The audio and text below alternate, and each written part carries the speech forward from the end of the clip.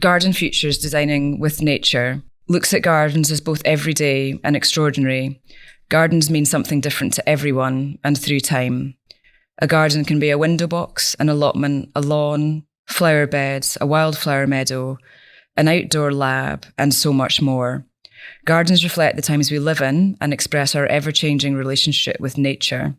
Thread Memory, Embroidery from Palestine, explores tatrits. Tatrits is the Arabic word for the elaborate hand embroidery found on Palestinian dress. Embroidery is an ancient tradition in Palestine, and by the late 19th century, tatrits was a language as much as a craft. The clothing a woman made for herself reflected her identity, her stories, as well as the changing nature of her life. The exhibition explores how embroidery has shaped Palestinian identity over the course of the 20th century and evolved into a form of resistance. Across centuries and continents, the humble seed has travelled the world on the back of nature's dispersers and in our pockets and on our ships, accelerated, of course, by colonialism and global trade, as well as the advent of the Wardian case. Perhaps more on that later. The movement of seeds has transformed our gardens and their designs, and in turn the look, feel and smell of our villages, towns and cities, the colours of our clothes and the food that we all eat.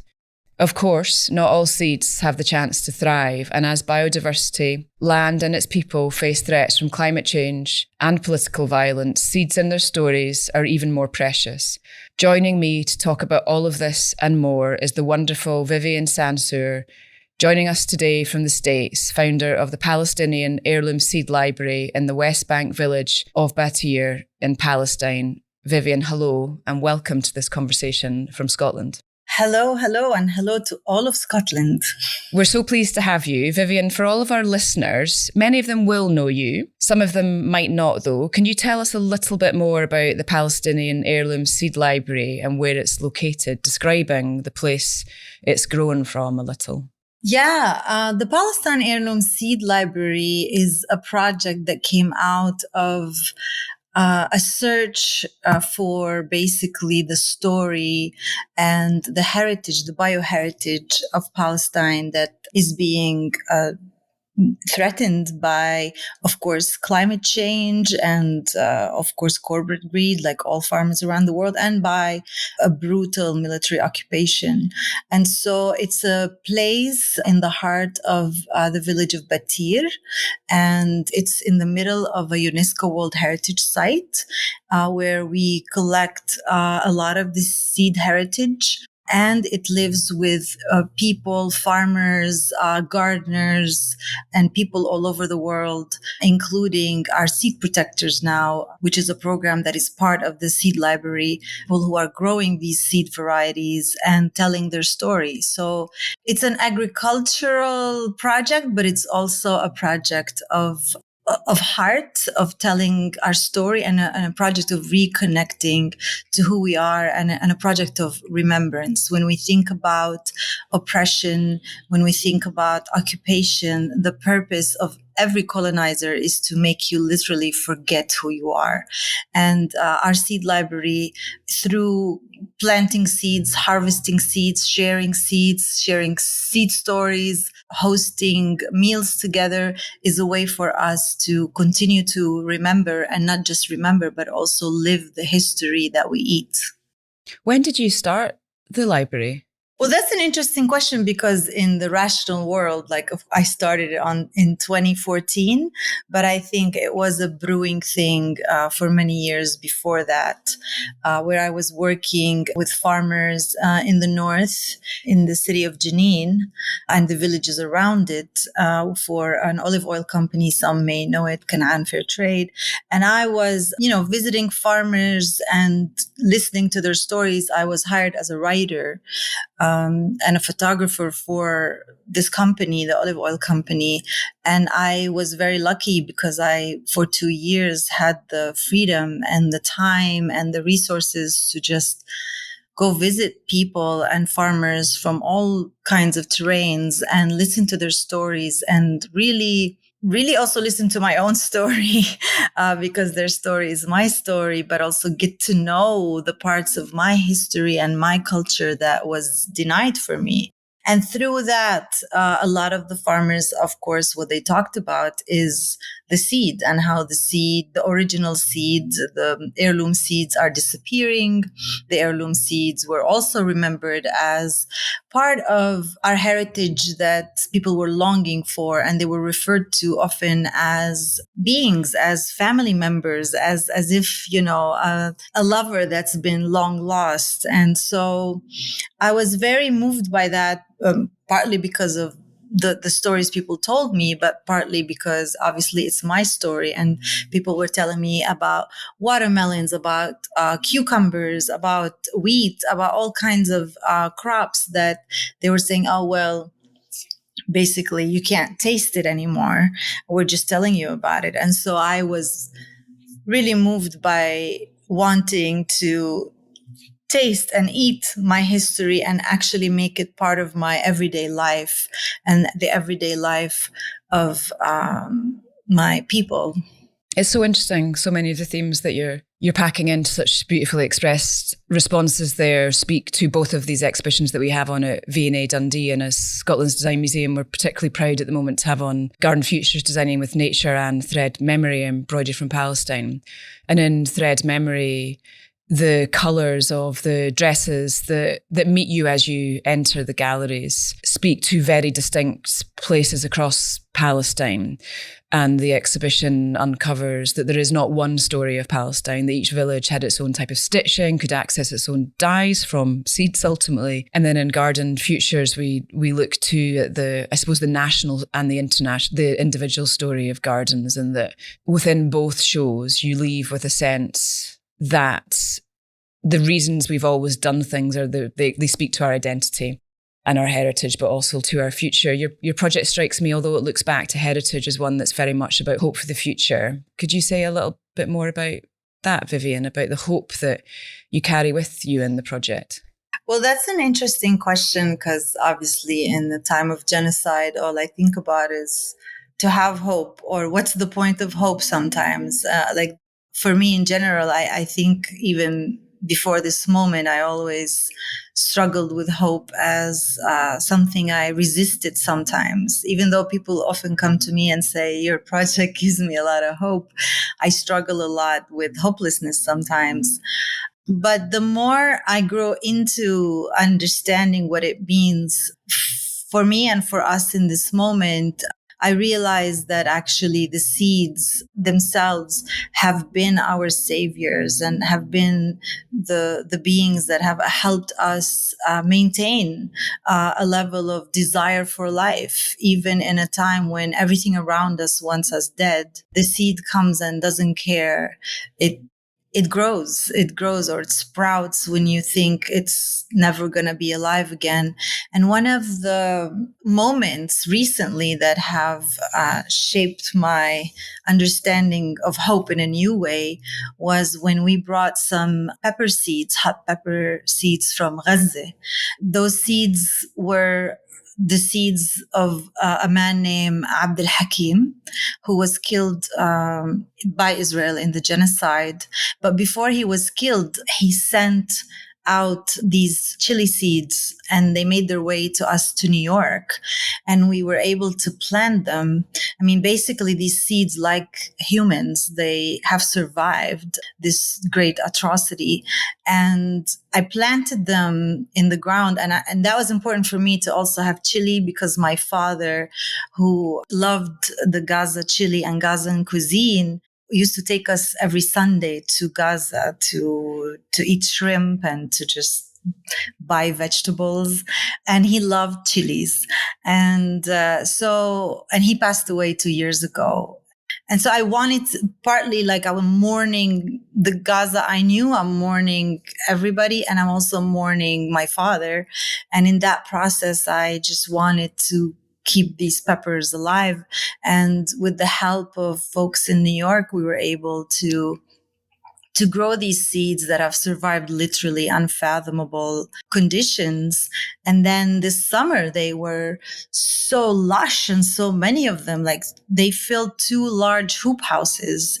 And then we called people, Layla Al-Haddad, for example, who's a cookbook author from the Gaza kitchen. Her family came. We had some students who had come to New York from Gaza on scholarship. We had just people in our community, and we just spent the day together harvesting these chili peppers, being with them, and then making a chili paste. And as simple as that was, it was such a powerful moment to be together. But also, I remember picking the chilies and feeling with every chili I'm picking, if one drops, I felt a panic because it's like one child falling from my hands.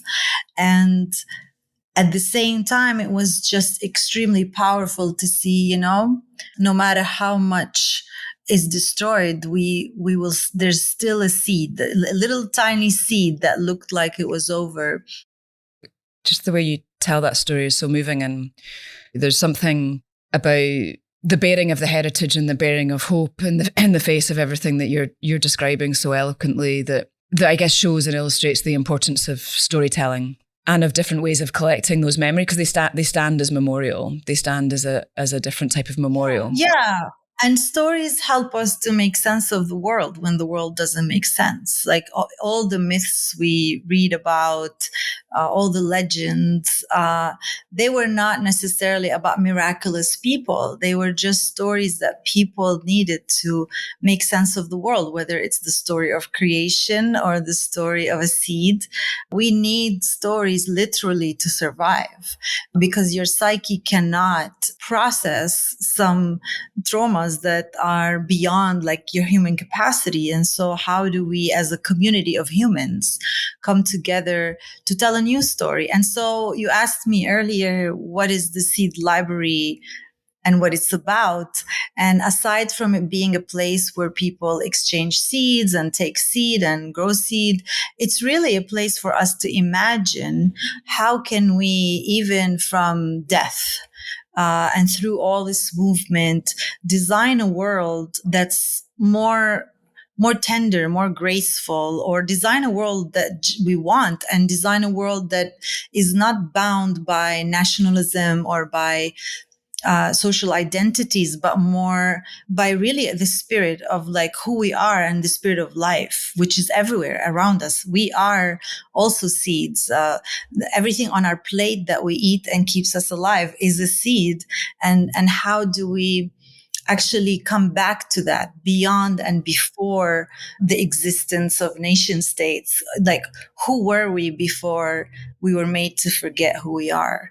And I think in that way, the seeds really give us a lot of hope that the way we can design robots, we can maybe design also gardens that are safe refuge and space for folks who want to honor life and not technology. Yeah, there's something so sort of magnetic about how you're describing some of the smallest things known to humankind, but that can generate some of the biggest acts of kindness that, to help us exist all within the work that you're doing. Like you're a polymath, Vivien, who in the hardest of times and in times of crisis, you're an artist, you're a filmmaker, a storyteller, performer, researcher, writer, now the founder of a seed library. It's a lot of things. It's a lot of things. It is a lot of things, and it's amazing. You're amazing. Why did you call it a library? I call it a library. I was inspired by the Hudson Valley Seed Library, which is in New York, and I had never seen it or been there. I just heard the word library, and I also saw today it's the Hudson Valley Seed Company, and they had these art packets. They still do, which later in life we collaborated with them on one of our crops. And I loved the idea of a library because I was also a nerd in college, and I loved libraries. They were the place where the people who are kind of the outcasts of the group hang out, the people kind of disregarded But also it was my safe place, and it was my place of community, where your imagination can grow, and it's not owned by anybody. So I don't like the word bank, because we are not banking our seeds for a doomsday. We are keeping it in circulation, which is what a library does. So our seeds are not, I mean, we do have an actual physical library with seeds and jars and all of that, but the seeds actually, their main home is soil, and that's where they live, in the hands of people, in the hands of community, and in soils all over Palestine, but now all over the world. And so, like us as human beings, we don't belong to anybody. We are free. And I wanted that spirit of liberatory being in the world to be part of what we do. Also, I often, only recently, I keep some track of where the seeds go, because I now have a big team. But when we first started, I would just walk around with stuff, and I honestly have no idea who has our seeds. In fact, we still get emails today from folks from all over the world, from Belgium, from Australia, from Germany, from Scotland, from Ireland, from I don't know where. And they're like, oh, I'm growing your zucchini, and I am growing your watermelon. Can you tell me? And so it's miraculous how a plant can travel, like as a seed that has wings now and just goes places. And actually, we are working now on a project where we have created some maps, and soon, hopefully, they will be on our website as open source interactive maps, where people can just plug themselves in and tell their story, like from their voice. It's been really beautiful to see also how much people are not just saving seeds for us, but how we also can offer our seeds as a gift for the world to benefit from, to be with, and to heal from. There's something so radical in what you're saying, because sometimes, certainly in the UK, maybe sometimes libraries are seen as repositories of what the state has collected. But you're giving back these radical early ideas of what a library can be for its people, and dispersing it around the world from the soil in Palestine. Yeah, but to that point, I just want to say you're right, because my experience with libraries when I was in the heart of the old empire, I cried. First time I went to the British Library, I cried because I was shown a manuscript of an Arab scientist that we always learned about. We always learned about him in school, but I didn't even know that his original manuscript existed still in the world, because it was stolen and it's in the British Library. And as a person, like I said, who grew up in a colonized world, I was shocked, but also so hurt to see that my heritage, my ancestry, my lineage was denied for me, because it was taken away, and now it's in some fancy library that I have no access to, like a normal, like average Palestinian has no access to, but yet there it is. And I'm supposed to say thank you or something. So it was a moment where I literally couldn't hold myself, and it's just painful to see. And you've taken the word back, and the values of your library are to tell the stories in the voices of Palestinian people through their seeds, through the bioheritage, and hopefully through the biofuture of Palestine as well. And to tell the story of our humanity from our perspective as the people who are part of the bigger human tapestry. You know, we are not unique. We are not, people have suffered all over the world, and people have beauty all over the world. And I'm sure in Scotland, people also relate to that, in the sense of, a lot of your heritage and your world and your language has also been under threat in a lot of ways. So how do we as a people begin to think about new ways to see ourselves in this planet that we all say we care about?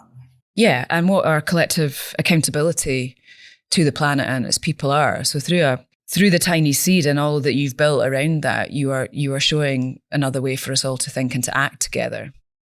I mean, I hope so. Yeah, no, you are. You are. Can we talk a little bit about food as well? Because as part of the library, you have a traveling kitchen. Yes. How does that work? So the traveling kitchen came as an idea when I was working with farmers in the field all the time in Palestine. They would often say to me that they do remember these varieties. They're open and happy to grow them again, these old varieties, but that their challenge is the fact that people don't know them, they don't remember them, and they don't cook. They're not in the kitchen anymore. So they're like, what are we going to do? Like, it doesn't make sense for us to keep growing something that we can't even sell. And so I came up with this idea of why not just like then set up a kitchen and then have people come and we go to people. I wanted to go to people, which is often how our library works. We go to people with our seeds.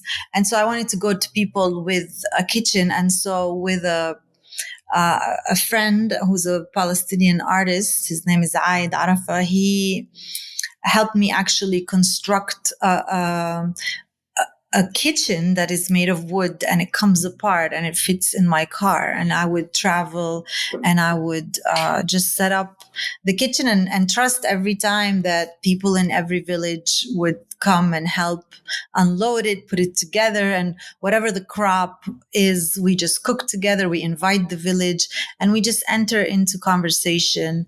And in a lot of ways, it was a research project because when you invite the village, people come and they, especially elders, they tell us stories about, well, did you know about this crop? Have you heard about that? And then young people also come and hear and cook together. And so it started like this. And then now it extended again. The kitchen also developed wings and started flying in the sense that we've had traveling kitchen events literally all over the world, from Sicily and Italy to London to Jamaica to Colombia to all over the United States, from Chicago to New York to California. And everywhere we go, it's a way to gather. So sometimes it takes the shape of something a little more fancy in a fancy setting where we, for example, last year we did something in London where it was also a memorial for our ancestors and the people killed and remembering them through cooking their food. In the summer, we went to a farm here in Pennsylvania and there was no kitchen, but everybody brought a pot. Everybody brought something. Some people brought utensils, and we just made a fire and harvested right there on the farm. And it was amazing because it was a gathering of people in a place that also has witnessed its own wounding, but with the seeds and with the crop. There was a Haitian family, for example, that turned out they eat the same plant we eat in Palestine, and there was a conversation about it. So it was a way also to just very humbly cook together and talk. Let's get to know each other, learn from each other, and design. Like, we're not also stuck in the past. We're trying to design a new world, a world that actually is inhabitable and kind and welcoming to the diversity that we, again, claim we love on the bottles when we buy fancy foods. Like, that is, is not sustainability and biodiversity are not concepts for marketing. They are real life living practice.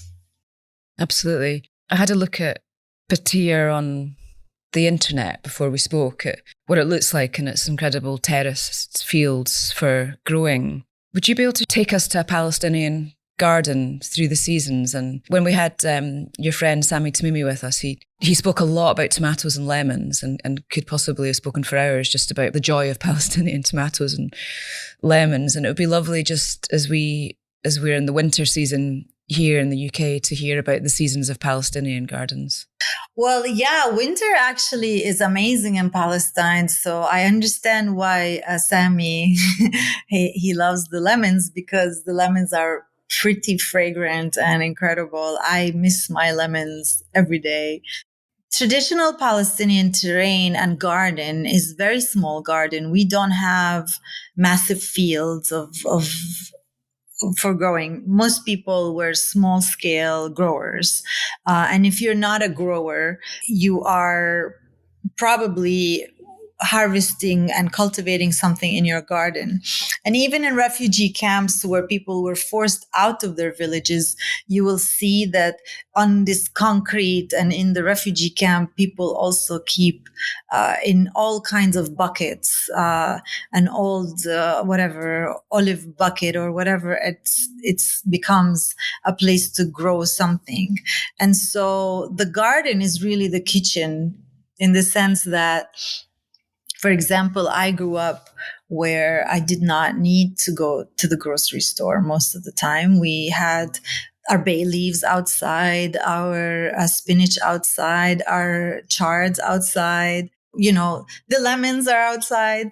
And in Battir in particular, it's a very unique place. Obviously in the world, it's a UNESCO World Heritage Site for a reason, because the way Battir is built is these terraces, many ancient terraces that are older than Roman times, basically, with an irrigation system that is dependent on collaboration between folks in the community. So usually people's plot is very small, but it produces a lot.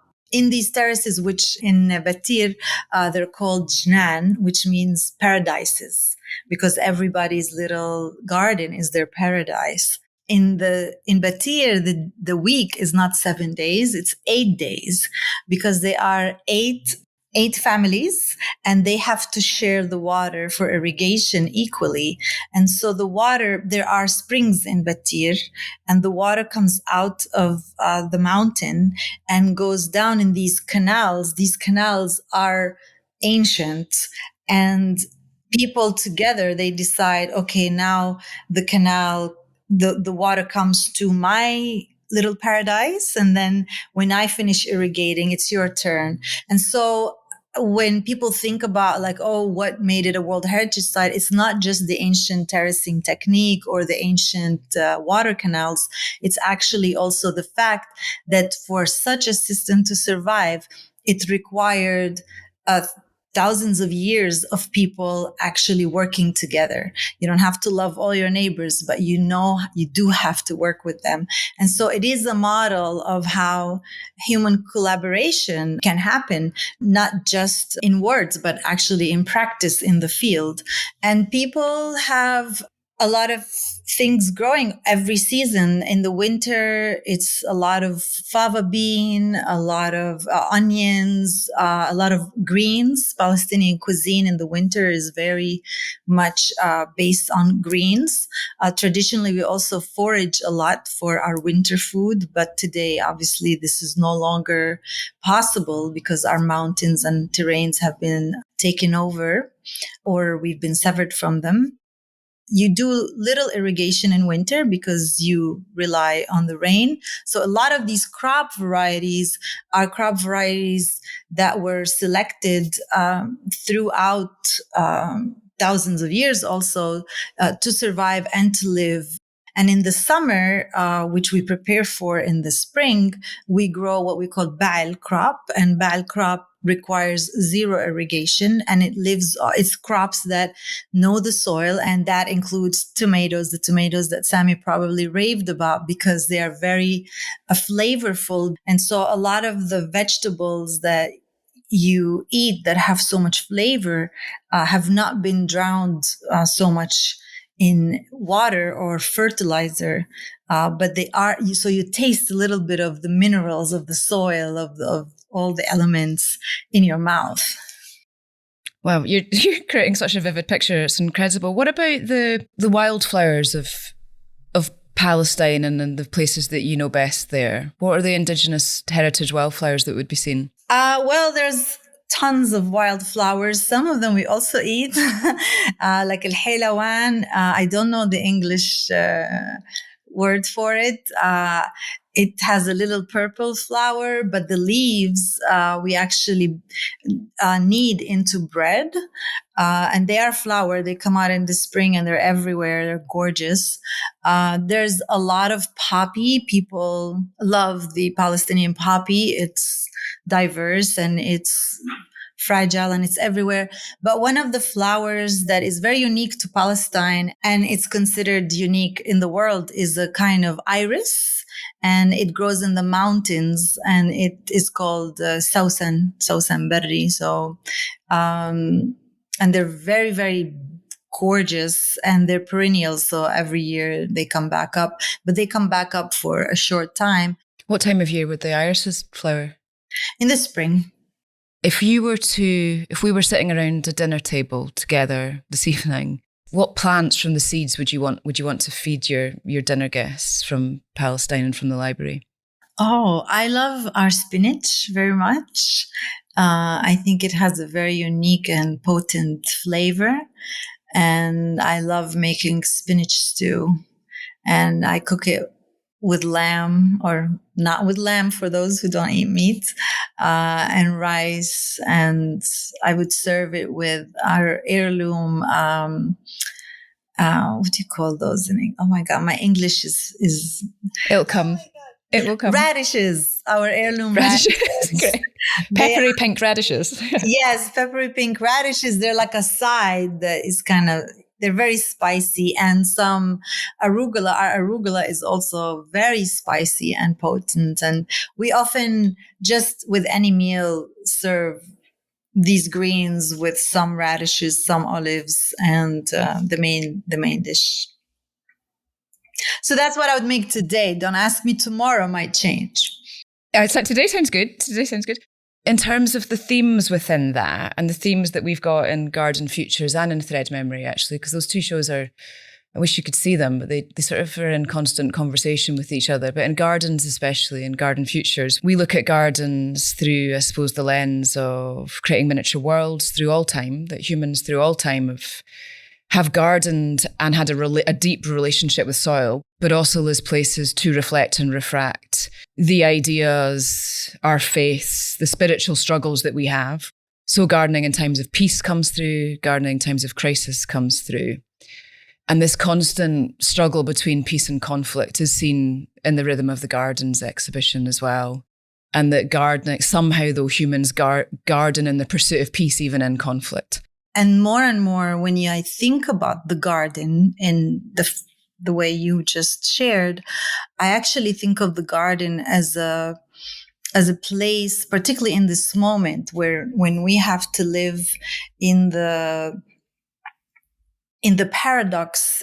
Well, one could call it paradox of life and death constantly. Like I'm talking to you about this Palestine that I love, and I make you drool over the spinach that I love. But at the same time, in my heart, I'm also grieving the spinach that I love, that I'm telling you about. And a lot of the things I love are being destroyed and lost. So I am also in grief as I am in love. Saying that, I think the garden helps us understand our fragility, but also our role in the world as people and beings, like all beings, who have to hold both death and life in the same moment, in the same place. Because we've been talking about seeds, but in the same garden where we have the living tomatoes is where also there is the drying pepper that's dying. To understand that it's not that we don't survive without soil, we are soil. So how do you actually separate yourself from this cycle of life and death? In fact, it's maybe the only thing that can console us when we don't understand the level of brutality that human beings are capable of, or when you're being killed, or when you're being tortured. Like how do you make sense of the world? And the only thing for me is that in the garden, I understand that, first of all, I'm not fully in control. And second, that yes, I can have life and I also can have death in the very same moment.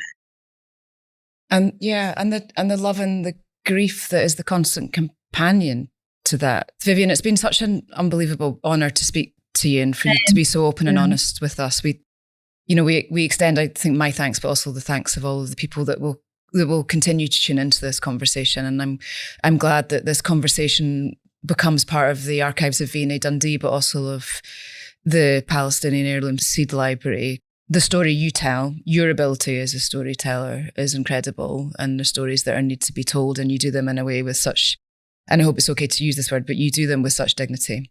And the dignity that you bring to the stories that aren't always being told, it comes through really strongly through the internet waves. And we hope too that we tell some of those stories in Garden Futures, but also within Thread Memory, because they stand in tribute to an awful lot of the ideas that you're talking about. And like you, we think through the exhibition that we've put on, we think so much about the deep meaning that comes from gardens, and that within their fragility and their vulnerability and the way they talk to the past and the time that slips through, they also look to the future, and to garden is to have hope, because to plant anything is to think about a tomorrow. Thank you so much, and I appreciate this time. It's been so amazing to talk to you, and look forward to the next conversation, Vivien, so much. Same. Take care. Thanks. Garden Futures Designing with Nature is open now and is on until 25th of January 2026. This podcast series is produced by Troy Nelson as part of V&A Dundee's public programme. Do subscribe to keep up to date with new episodes, and please visit the website to find out what else we have coming up. Thank you.